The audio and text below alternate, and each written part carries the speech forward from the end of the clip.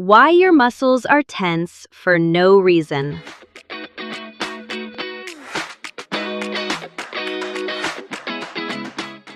You wake up and your shoulders are already up near your ears. Nothing happened yet. No heavy lifting, no bad night's sleep you can name. You're just tense. And you've tried everything. The massages, the stretching, the hot showers. Still there. Still braced. What's actually happening isn't only in your muscles. It's a second layer driving this. And until you understand it, nothing you do to the muscles will stick. In this episode, you'll finally understand why. You're listening to Your Space Today, the podcast where we decode fatigue, stress, and burnout so you can rise again. Every Tuesday, we explore the hidden connections between your habits, your health, and your happiness, giving you the tools to take back your energy and your life.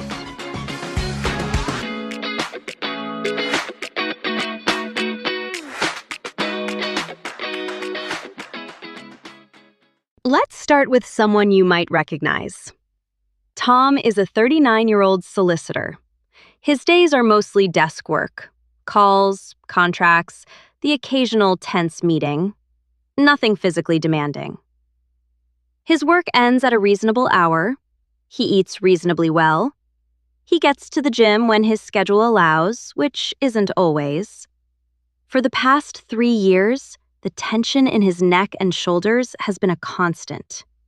Not an injury, not a strain, just permanently on. He goes to bed braced and wakes up the same way. And so he's tried what seemed logical.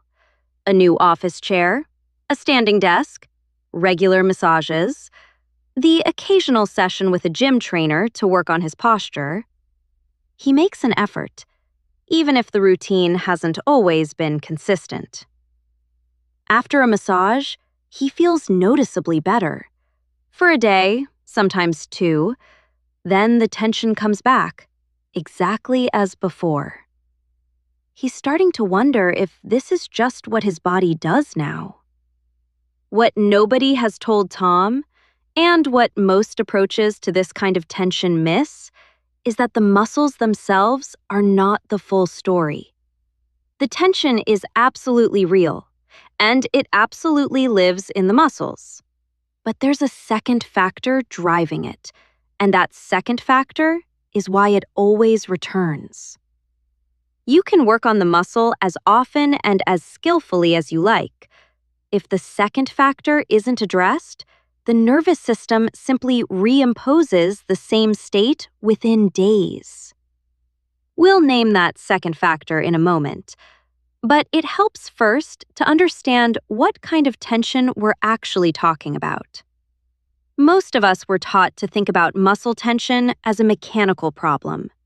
You sit badly, you carry something heavy, you sleep at an odd angle. Something is wrong with the structure, so you fix the structure. And that makes sense, up to a point. But when the problem is persistent, when it doesn't resolve with rest, when it comes back reliably no matter what you do to address it physically, the mechanical explanation alone stops being enough. Because there's another kind of tension. It doesn't come from anything you've done with your body. It comes from what your brain thinks the world is asking of you. In a few minutes, I'll explain exactly what you can do differently and why it works when the usual approaches don't. But first, what's actually going on inside the body? The nervous system is not subtle. When it detects a threat, any threat, whether you're about to be in a car accident or you've just opened an email that made your stomach drop, it triggers the same response. Muscles contract, the body braces, the system prepares for action. That response is genuinely useful in a crisis. The problem is that the nervous system doesn't distinguish between a physical threat and a psychological one. A difficult conversation you're dreading, a sense of being behind, always slightly behind, a workload that never quite empties. All of it activates the same emergency circuitry that would kick in if someone came at you in the street. And here's what makes it compound. Modern stressors are almost never resolved by physical action. You don't run from the meeting. You don't fight the email. You sit with it, manage it, push through it. The threat passes, but the muscular activation doesn't fully unwind. Over time, with repeated activation and incomplete release, the nervous system begins to treat this elevated muscle activity as the body's new normal. Researchers studying chronic muscle pain and stress-related motor control describe this as a form of central sensitization, where the threshold for releasing muscle tension rises and the guarding state becomes self-sustaining. And when the nervous system perceives sustained, low-grade threat, not dramatic, acute threat, but the everyday kind that doesn't quite switch off, it activates what researchers describe as a guarding response, an involuntary bracing of muscles around vulnerable areas, neck, jaw, shoulders, lower back. Not because those areas are injured, but because the brain is preparing to protect them. This is why the jaw aches in the morning, why the trapezius is rock hard before the day has even started. This is clenching, a distinct, quieter phenomenon than grinding. The jaw is pressed shut during sleep, not moving, but held. Firmly, persistently, silently. The brain is running its emergency protocol, and the muscles are following orders. Researchers who studied jaw muscle activity during sleep have found that stress and the nervous system's threat response are among the strongest drivers. A systematic review published in Frontiers in Neurology found a consistent association between psychological stress and this kind of jaw muscle hyperactivity, with the nervous system's central pathways, not dental structure, identified as the primary regulatory mechanism. And it doesn't stop at the jaw. Those same tense neck and shoulder muscles, the trapezius especially, have a direct relationship with headaches. Research published in the Journal of Headache and Pain found that increased muscle changes in the trapezius were significantly associated with both higher headache frequency and greater neck pain in people with tension-type headache. The muscle tension and the headache are not two separate problems. They are the same problem at two different addresses in the same system. In other words, it's not your jaw's fault. It's not your posture's fault. It's your brain's threat system doing exactly what it was built to do, and your muscles faithfully carrying out the signal. Crucially, this pattern tends to feed itself. Stress drives the clenching, and the clenching, in turn, activates the same brain-body stress pathway, with researchers noting increases in stress hormones in bruxism patients, which keeps the nervous system primed. It's a loop that the body, left to its own devices, has difficulty unwinding. This is why massage and stretching provide temporary relief, but the tension always comes back. You are addressing the output, the tight muscle, the aching jaw, but not the signal that keeps regenerating it. And this leads to an uncomfortable question. If the signal is coming from the nervous system, what does it actually take to change it? So why do people stay stuck? Because the solutions they try are all aimed at the muscle. Stretch it, heat it, work it out, press on it hard enough that it gives. These things can provide temporary relief, real relief, for an hour or a day. But they don't change the signal the nervous system is sending. So the tension comes back. And over time, people start to feel like their body is simply broken. That this is just how they are now. It isn't. But here's where the picture gets genuinely complicated, And this is the part that makes the difference. The nervous system doesn't exist in isolation. It's in constant conversation with everything else. And when the body is chronically tense, several systems are usually pulling in the same direction at once. There's what you eat. Blood sugar instability and poor gut health both increase systemic inflammation. And inflammation directly sensitizes the nervous system's pain and tension response. What you put in your body shapes the baseline at which your nervous system operates. We go into this properly in our Fuel articles and episodes, including a piece on the gut-brain connection, which you'll find linked below. It's more relevant to physical tension than most people expect. There's sleep. This one matters more than most people realize. Research has found that sleep deprivation and the stress response are genuinely reciprocal. Poor sleep raises the body's stress hormone output, and elevated stress hormones then disrupt sleep. To understand this, when you experience stress, the brain triggers a chain reaction through what's called the hypothalamic-pituitary-adrenal axis, a communication pathway running from the brain down to the adrenal glands sitting above the kidneys, which then release cortisol into the bloodstream. Deep, restorative sleep is one of the few things that reliably suppresses that pathway and lets it reset. If you're staying up late regularly, that reset never fully happens, and the body carries accumulated tension forward into the next day. We break this cycle down in detail in our rhythm episodes. There's the mind. When your threshold for irritation drops, when small things feel suddenly overwhelming, when you notice yourself reacting faster or harsher than you'd want to, that isn't a character flaw. That's what happens when the nervous system has been running at elevated alert without adequate recovery for long enough. And when psychological stress persists without a physical outlet, the nervous system remains in a state of sustained activation. And that activation has to go somewhere. Researchers studying somatic symptoms have found that the body reliably expresses what the mind has been unable to resolve. Jaw tension, headaches, the persistent ache at the back of the neck. And then there's movement. And this is where the nuance matters most. Physical activity does help break the cycle. Regular, moderate exercise is one of the most effective tools for reducing baseline stress hormone levels over time. It gives the body the physical action that the stress response was preparing for but never got. It metabolizes the cortisol, uses up the adrenaline, and signals to the nervous system that the threat has passed. But the relationship has a nuance worth knowing.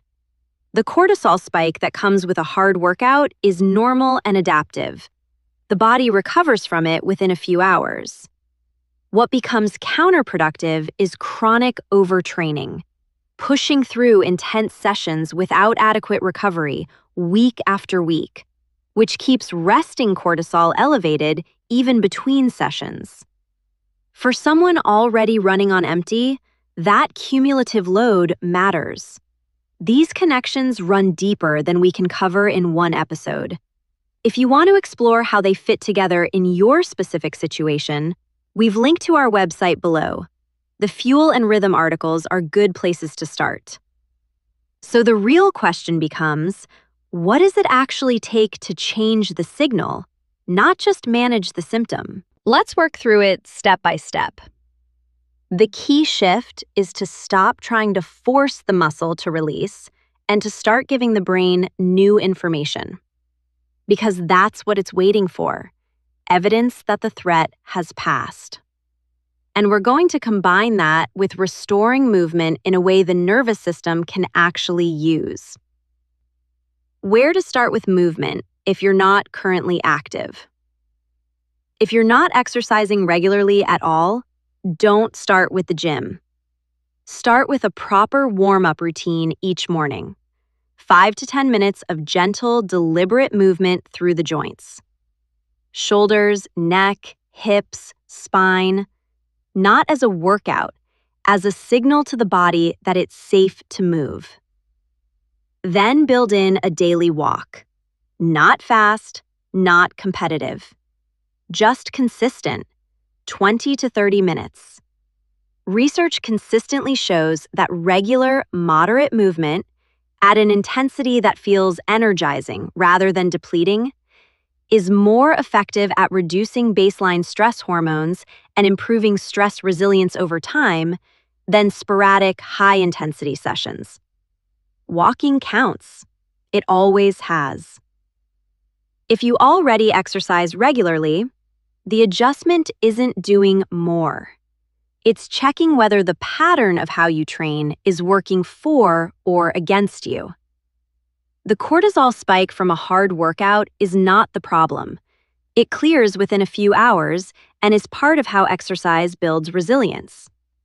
The problem is training intensely 5 or 6 days a week without sufficient recovery while already carrying a high stress load.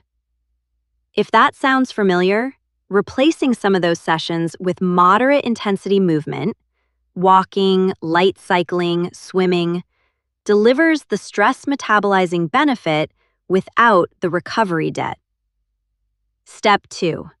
Sensory grounding before anything else. Before you stretch, before you reach for the heat pad, try this first. Sit or stand still for 2 minutes. Actively look around the room and name, silently, 5 things you can see. Not quickly, slowly. The blue of a mug. The shadow behind a door. Really look. Then, slowly, roll your shoulders back. Not to stretch them, just to feel what they do. Notice, that's the goal. Not range of motion, not release. Just noticing. Deliberate sensory attention activates different neural pathways than automatic bracing, and it begins to give the nervous system information that the emergency is over. Step 3. Progressive muscle relaxation, done properly. Most people have heard of this. Far fewer have actually been guided through it at the pace and depth that makes a difference. And here's why that matters. When muscles have been chronically tense for months or years, people genuinely lose track of what relaxed feels like. The elevated baseline becomes the new normal. Trying to just relax doesn't work because there's no clear reference point anymore. You can't remember what you're aiming for. This is precisely the problem that Edmund Jacobson was trying to solve when he developed this method in the 1930s. His insight was elegant. You can't reach muscular relaxation through willpower alone, but you can create it deliberately. And by deliberately tensing a muscle before releasing it, you trigger something the body does automatically. Here's the piece of biology that makes this work. Sitting at the junction between muscle and tendon, there are tiny sensory structures called Golgi tendon organs. Their job is to monitor how much tension a muscle is generating, and when that tension is deliberately held and then released, they send a signal to the spinal cord that actively switches the muscle off. Not asks it to switch off, switches it off. The result is a depth of relaxation that willpower alone cannot produce because the nervous system is doing it involuntarily through a hardwired spinal reflex. You're not persuading the muscle to let go, you're bypassing the argument entirely. Here's how to use that. Take a slow, deep breath in, and as you do, deliberately tense a specific muscle group. The shoulders, for example. Hold it for 5 to 7 seconds. Feel the tension. Then, on the exhale, release. Let the muscle go completely. Pay attention to what follows. The warmth, the slight heaviness, the sense of the muscle becoming liquid. That contrast is not just a feeling. It's the signal being processed.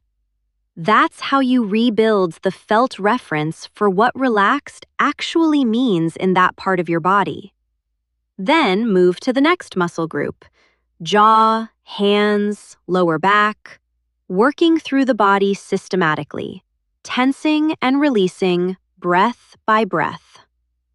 A systematic review published in 2024, drawing on evidence from 24 studies, found that progressive muscle relaxation consistently reduces stress, anxiety, and related physical symptoms in adults. There is also a registered clinical trial examining Jacobson's method specifically for jaw and temporomandibular tension, recognizing the direct link between psycho-emotional stress and jaw muscle dysfunction. This works, but it needs guidance, especially at first, both for timing and for learning to actually feel the release rather than just go through the motions. Which is why we're preparing a dedicated progressive muscle relaxation session coming soon to our YouTube channel and website. It will walk you through the complete practice at the right pace, with the kind of guidance that makes the difference between performing the steps and genuinely retraining your nervous system. Look out for it. Tom eventually stopped searching for the right massage therapist and started paying attention to what was happening when his body felt worst. The pattern became clear. The tension peaked during the most pressured stretches of work and briefly eased when he moved consistently and slept well. The muscles were never the source. They were the readout. If you recognize Tom in yourself, the person who's been working on the problem from the outside without quite reaching it, here's where to start. Some gentle movement tomorrow morning. 2 minutes of grounding before anything else. And when the guided relaxation session is ready, give it a proper try. If you want to understand what's happening in your body after lunch, why a sensible meal can shut down your thinking for 90 minutes, I break that down in the next episode. Thank you for listening. Take care of yourself. You deserve it. Your Space Today is published every Tuesday at 6 p.m. For detailed information, disclaimers, scientific references, visit the links below this podcast. This podcast is for educational purposes only and does not constitute medical advice, diagnosis, or treatment. Always consult with your healthcare provider regarding any health concerns.